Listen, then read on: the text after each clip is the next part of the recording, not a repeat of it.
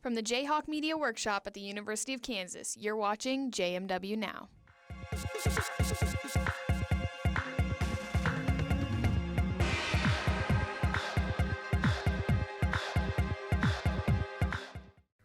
Hello and welcome to JMW Now. I'm Gabby Thomas. And I'm Sydney Weeks.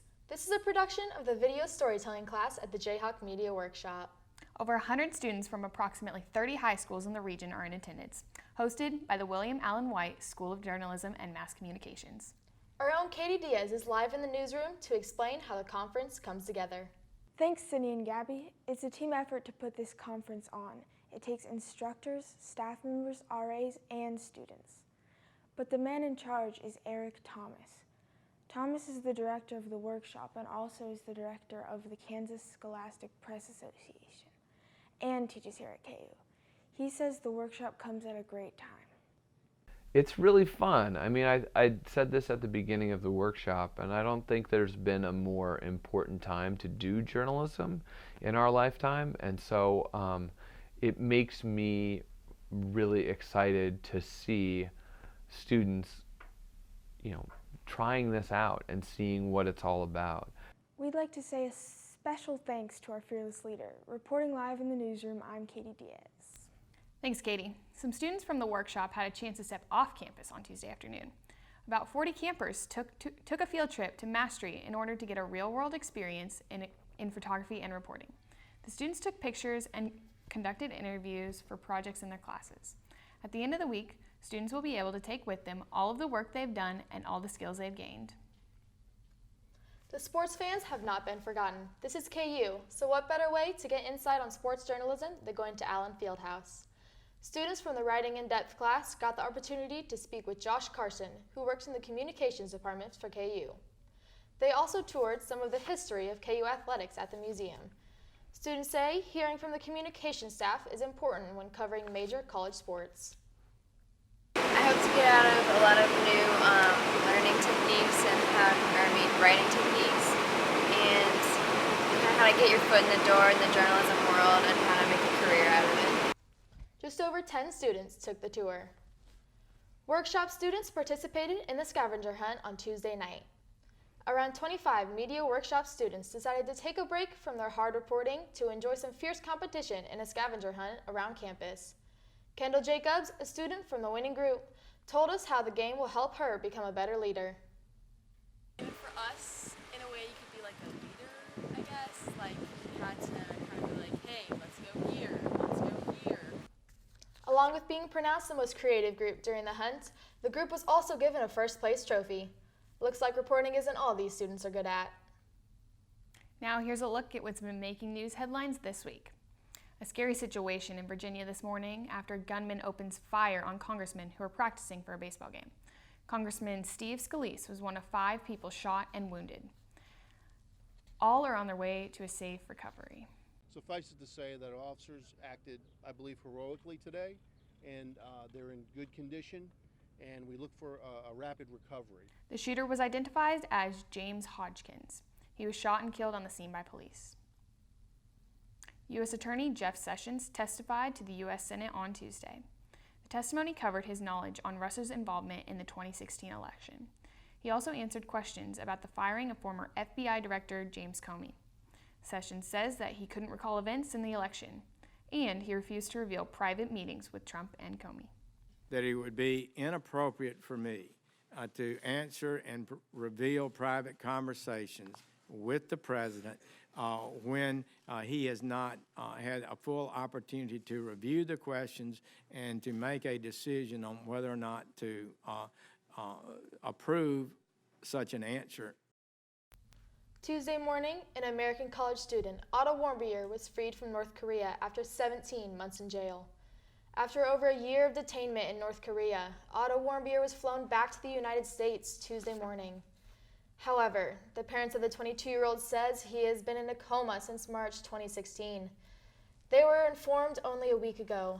In January of 2016, Warmbier was charged with hostile acts against the state for attempting to steal a banner in his hotel containing political propaganda and sentenced to 15 years of hard labor.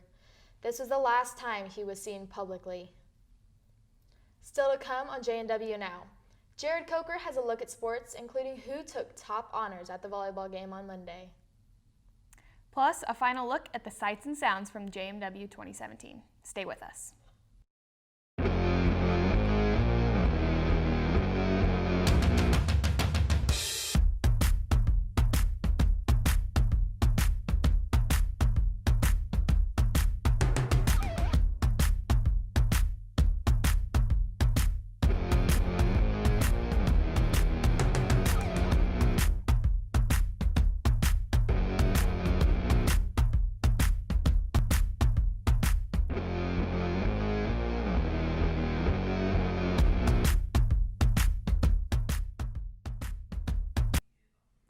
Hello everybody and welcome back for sports.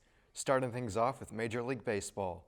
The Kansas City Royals were in San Francisco facing the Giants in a rematch of the 2014 World Series last night.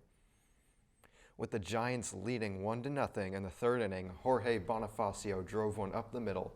That scored 2, giving Kansas City a 2-1 lead. We go to the 6th inning. Alcides Escobar drives one down the right field line. The ball took an odd hop between the wall and the warm-up pitcher's mound. That gave enough time for 2 more to score. Royals lead 4-1. Later on in the same inning, Whit Merrifield loops one out into right. Hunter Pence is unable to make the diving catch. The bases were loaded, but not anymore. Merrifield stops on third as 3 more runs score. Orioles now lead 7-1. Kansas City would go on to win 8-1. Moving on to the NBA Finals. Up 3-1 going into Game 5, Kevin Durant and the Warriors took on LeBron James and the Cavaliers. Kevin Durant looking to make his first ever NBA title. With a tie game early on, Irving makes the layup to give the Cavaliers the lead.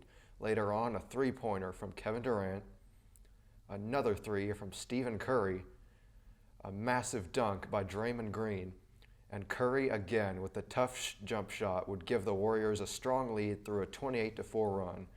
With a 90-84 score, the Cavs tried to mount a comeback with LeBron James hitting the shot with the foul.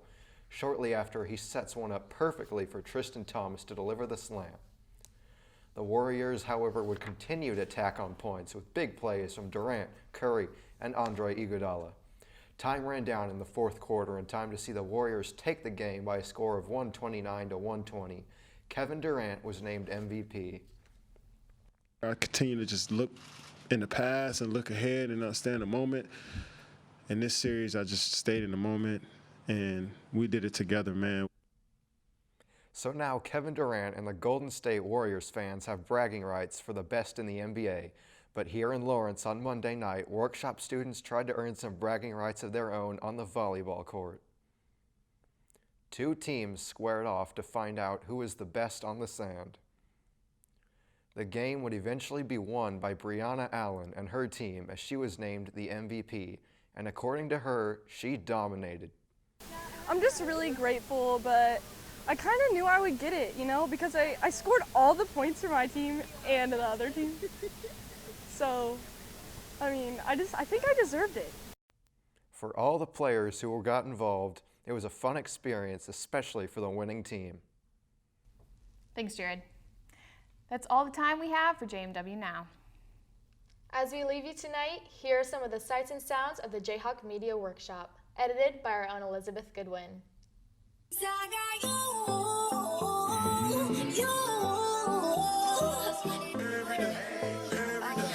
Show them we are better. We're staying in Paris.